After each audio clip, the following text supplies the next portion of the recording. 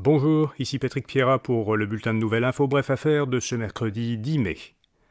La santé mentale des propriétaires de PME est inquiétante. Selon un sondage réalisé fin février par la Banque de développement du Canada, 45% des propriétaires de PME canadiennes disent qu'ils ressentent au moins une fois par semaine des problèmes de santé mentale ou des besoins de soins en santé mentale. L'inflation est la source de stress la plus souvent mentionnée par les entrepreneurs. Dans les sondages précédents, la proportion des propriétaires de PME qui disaient avoir des problèmes de santé mentale était de 38% l'an dernier et de 32% en 2021. On est donc à 45% maintenant.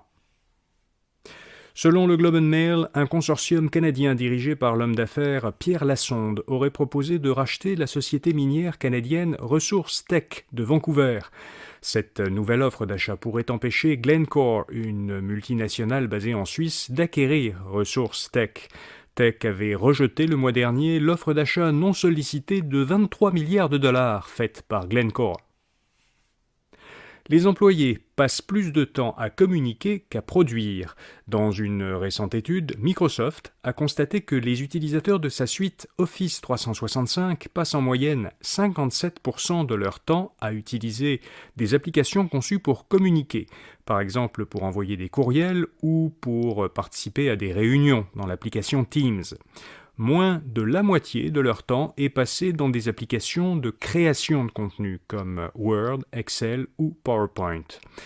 Par ailleurs, 68% des personnes interrogées pour l'étude disent ne pas disposer d'assez de temps de concentration ininterrompu dans leur journée de travail. La Corporation des propriétaires immobiliers du Québec a mandaté la firme montréalaise Aviseo Conseil pour identifier les enjeux prioritaires du marché du logement locatif au Québec et pour essayer de proposer des solutions pour combler le déficit de logement. Dans son rapport, Aviseo propose de revoir le mécanisme de négociation lors du renouvellement d'un bail locatif. Le mécanisme actuel n'encouragerait pas les propriétaires à entretenir leur immeuble. Le rapport propose aussi de revoir certaines réglementations municipales qui, actuellement, restreindraient le développement d'immeubles locatifs. Et puis, comme chaque année, la firme Deloitte a identifié les sociétés qu'elle estime être les mieux gérées parmi les entreprises canadiennes dont le chiffre d'affaires annuel dépasse 50 millions de dollars. La firme comptable utilise des critères liés à la gestion, la planification, la gestion des ressources humaines et les relations avec la clientèle. Ce sont donc les critères qu'elle utilise pour établir son classement. 486 entreprises ont été sélectionnées cette année, dont un peu plus d'une centaine qui ont leur siège social au Québec.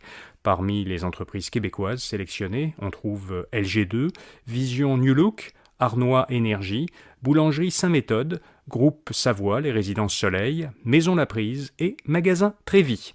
Voilà, vous savez l'essentiel. À demain matin pour notre prochain bulletin de nouvelles infos bref affaires. Bonne journée.